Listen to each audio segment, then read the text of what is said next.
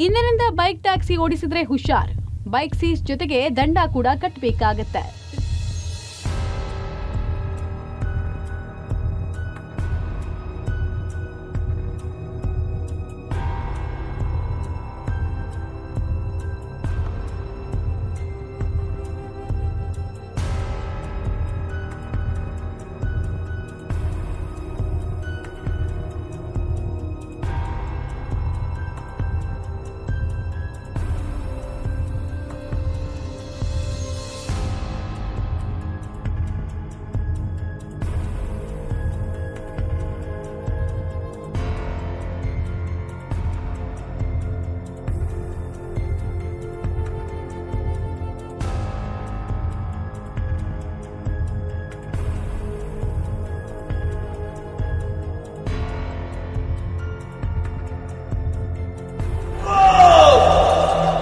ಬೆಳಕಲ್ಲಿ ಕಣ್ಣ ಮುಂದೆ ಇರುವುದೆಲ್ಲ ಕಾಣ್ತದೆ, ಆದರೆ ಇದು ಬೆಳಕಲ್ಲ, ದರ್ಶನ.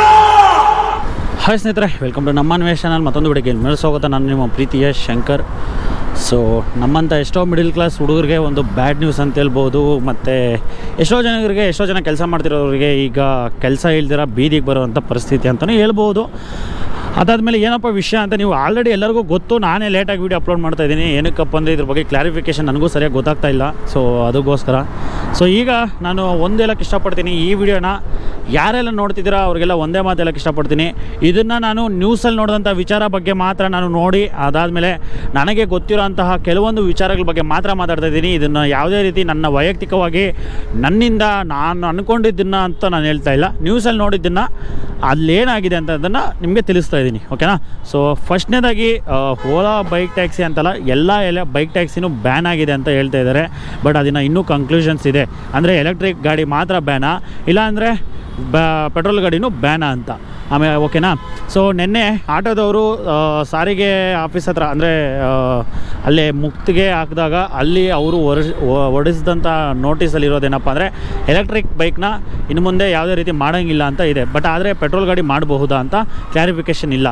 ಸೊ ಅದಕ್ಕೂ ಮುಂಚೆ ಒಂದು ಸ್ವಲ್ಪ ಹಿಂದೆ ಕಥೆನ ನೋಡೋಕೆ ಹೋದರೆ, ಹಿಂದೆ ಹೇಳಿರೋ ಒಂದು ನೋಡೋದಾದರೆ ಓನ್ಲಿ ಪರ್ಮಿಷನ್ ಕೊಟ್ಟಿರೋದು ಎಲೆಕ್ಟ್ರಿಕ್ ಗಾಡಿಗೆ ಮಾತ್ರ, ಪೆಟ್ರೋಲ್ ಗಾಡಿಗೆ ಪರ್ಮಿಷನ್ನೇ ಇಲ್ಲ, ಓಕೆನಾ. ಅಂದರೆ ಇದನ್ನು ನ್ಯೂಸಲ್ಲಿ ಹೇಳಿರೋದು ಮಾತ್ರ ನಾನು ಹೇಳ್ತಾ ಇರೋದು, ಓಕೆನಾ. ಅಂದರೆ ಇರೋದು ಅದು ಏನು ನಡೆದಿದೆ ಅದು ಏನು ಅಂತ ನಮಗೂ ಗೊತ್ತಿಲ್ಲ. ಬಟ್ ಆದರೆ ಅಲ್ಲಿ ಹೇಳ್ತಾ ಇರೋದನ್ನು ನಾವು ನೋಡೋದಾದರೆ ಬೈಕ್ ಟ್ಯಾಕ್ಸಿಗೆ ಪರ್ಮಿಷನ್ ಕೊಟ್ಟಿರೋದು ಎಲೆಕ್ಟ್ರಿಕ್ ಗಾಡಿಗೆ ಮಾತ್ರ. ಸೊ ಆ ಎಲೆಕ್ಟ್ರಿಕ್ ಗಾಡಿ ಪರ್ಮಿಷನ್ನ ರಿಟರ್ನ್ ತಗೊಂಡಿದ್ದಾರೆ. ಸೊ ಇವಾಗ ಅದನ್ನು ಮಾಡಿದ್ರೆ RTO ಆಫೀಸ್ ಕಡೆಯಿಂದ ಹಿಡಿತಾ ಇದ್ದಾರೆ. ಸೊ ನಿಮ್ಮ ಎಚ್ಚರಿಕೆಯಿಂದ ಇರಿ ಅಂತ ಬಂದಿರೋದು. ಸೊ ಅದಾದಮೇಲೆ ನಿಮಗೆ ಇಲ್ಲೊಂದು ನೋಟಿಸ್ನ ಹಾಕ್ತಾಯಿದ್ದೀನಿ. ಇಡೀ ಬೆಂಗಳೂರಲ್ಲಿ 11 ಕಡೆ, ಓಕೆನಾ, 11 RTO ಇದ್ರ ಕಡೆಯಿಂದ ಹಿಡಿತಾ ಇದ್ದಾರೆ, ಓಕೆನಾ. ಸೊ ಹುಷಾರು, ಹಿಡಿದ್ರೆ ಅಂತೂ ಏನಾಗುತ್ತೋ ಗೊತ್ತಿಲ್ಲ. ಗಾಡಿ ಸೀಸ್ ಆಗುತ್ತಾ, ಫೈನ್ ಆಗುತ್ತಾ, ಏನಾಗುತ್ತಾ ಅಂತ ಇಲ್ಲಿವರೆಗೂ ಯಾರಿಗೂ ಗೊತ್ತಿಲ್ಲ. ಬಟ್ ಏನಂತ ಅಂದರೆ ಕನ್ಫರ್ಮಾಗಿ ಹಿಡಿತಾ ಇದ್ದಾರೆ, ಅಷ್ಟು ಮಾತ್ರ ಹೇಳೋಕ್ಕಾಗುತ್ತೆ, ಓಕೆನಾ. ಅದಾದಮೇಲೆ ಮೈನು ಏನಕ್ಕೆ ಇದು ಬೈಕ್ ಟ್ಯಾಕ್ಸಿ ಬ್ಯಾನ್ ಆಗಿದೆ ಏನು ಅಂತ ಎಲ್ಲ ನಮ್ಮ ಹುಡುಗರಿಗೆ ಗೊತ್ತು, ಓಕೆನಾ. ಇನ್ನೊಂದು ಸರಿ ಹೇಳೋದಾದರೆ ಎಲೆಕ್ಟ್ರಿಕ್ ವೆಹಿಕಲ್ಗೆ ಪರ್ಮಿಷನ್ ಕೊಟ್ಟಿದ್ದರು. ಯಾವಾಗ ಅಂದರೆ BJP ಸರ್ಕಾರ ಇದ್ದಾಗ ಎಲೆಕ್ಟ್ರಿಕ್ ವೆಹಿಕಲ್ಗೆ ಬೈಕ್ ಟ್ಯಾಕ್ಸಿ ಮಾಡ್ಬೋದು ಅಂತ ಪರ್ಮಿಷನ್ ಕೊಟ್ಟಿದ್ದರು. ಅದಾದಮೇಲೆ ಮೊನ್ನೆ ಕಾಂಗ್ರೆಸ್ ಸರ್ಕಾರ ಬಂದಾಗ ಅದನ್ನು ಹಿಂಪಡೆದ್ರು. ಅಂದರೆ ಆ ಒಂದು ಏನು ನೋಟಿಸ್ ಬಂದಿತ್ತು ಆ ಒಂದು ನೋಟಿಸ್ನ ಹಿಂಪಡೆದ್ರು, ಇಲ್ಲ ಇದನ್ನು ಮಾಡೋಂಗಿಲ್ಲ ಅಂತ.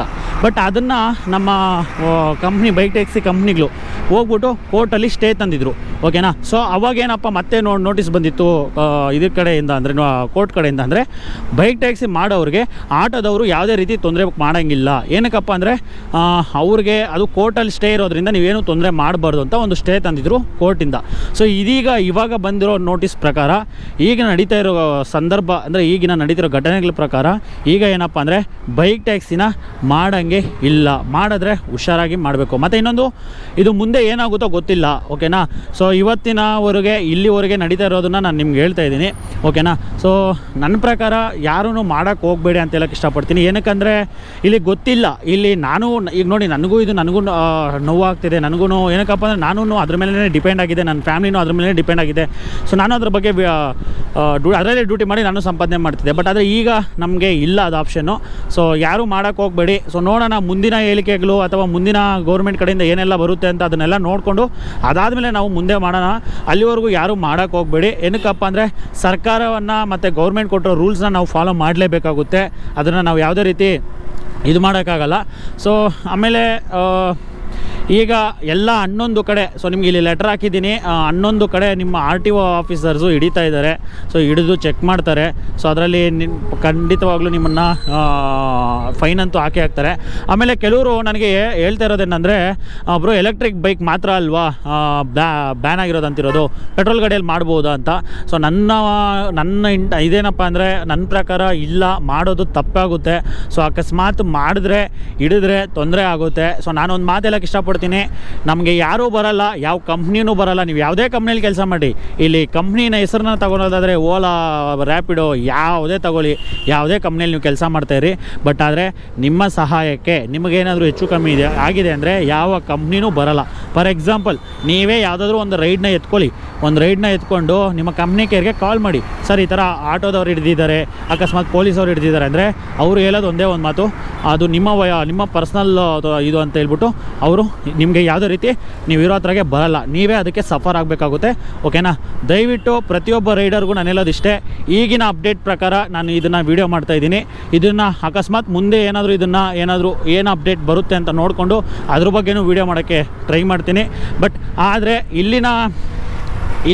ಇಲ್ಲಿನವರೆಗೂ ಈಗ ನ್ಯೂಸಲ್ಲಿ ಬರ್ತಾ ಇರೋದಾಗಲಿ, ಇಲ್ಲಾಂದರೆ ಸಾರಿಗೆ ಇದರಿಂದ ಅಂದರೆ ಅಧಿಕಾರಿಗಳಿಂದ ಬಂದಿರೋ ನೋಟಿಸ್ ಆಗಲಿ, ಅದನ್ನೆಲ್ಲ ನಾವೇನಾದರೂ ನೋಡಿದ್ರೆ ನಾವು ಬೈಕ್ ಟ್ಯಾಕ್ಸಿ ಮಾಡಬಾರ್ದು ಅಂತಲೇ ಇರೋದು. ಸೊ ಮಾಡಿದ್ರೆ ಏನಿಲ್ಲ, RTOದವರು ಎಲ್ಲ ಕಡೆ ಹಿಡಿತವ್ರೆ. ಮತ್ತು ಪದೇ ನಾನು ಹೇಳ್ತಾ ಇದ್ದೀನಿ, ದಯವಿಟ್ಟು ಹುಷಾರಾಗಿರಿ. ಸೊ ಫಸ್ಟ್ ಆಫ್ ಆಲ್ ಹುಷಾರಾಗಿರಿ ಅನ್ನೋದಕ್ಕಿಂತ ಸ್ವಲ್ಪ ದಿವಸ ಮಾಡೋಕ್ಕೆ ಹೋಗಬೇಡಿ. ಇದರಿಂದ ಏನಾದರೂ ನೆಕ್ಸ್ಟ್ ಏನು ಸ್ಟೆಪ್ ಬರುತ್ತೆ ಅಂತ ನೋಡಿಕೊಂಡು ಅದಾದಮೇಲೆ ಮಾಡೋದು ಬೆಟರು.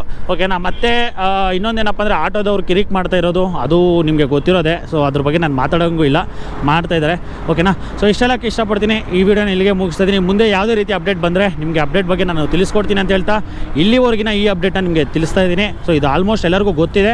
ಬಟ್ ಆದರೆ ಮಾಡಬಾರ್ದಾ ಅಂತ ತುಂಬ ಜನ ನನಗೆ ಮೆಸೇಜ್ ಮಾಡ್ತಾ ಇರೋದಿರಾ, ಆಮೇಲೆ ತುಂಬ ಜನ ನನಗೆ ಕಾಲ್ ಮಾಡ್ತಾ ಇದ್ದೀರಾ. ಸೊ ನನಗೂ ಅಂದರೆ ಕ್ವಶನ್ ಮಾರ್ಕಲ್ಲೇ ಇದ್ದೀನಿ, ನಾನು ಮಾಡಬಾರ್ದು ಅಂತ ಗೊತ್ತಿಲ್ಲ ನನಗೂ.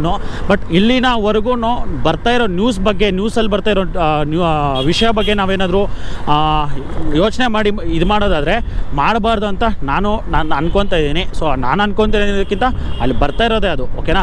ಸೊ ಇಷ್ಟೆಲ್ಲಕ್ಕೆ ಈ ವಿಡಿಯೋ ಮಾಡ್ತಾಯಿದ್ದೀನಿ. ಸೊ ಮುಂದಿನ ಅಪ್ಡೇಟ್ ಬಗ್ಗೆ ತಿಳಿಸ್ತೀನಿ. ಜೈ ಹಿಂದ್, ಜೈ ಕರ್ನಾಟಕ, ಮತ್ತು ಬಾಯ್ ಫ್ರೆಂಡ್ಸ್.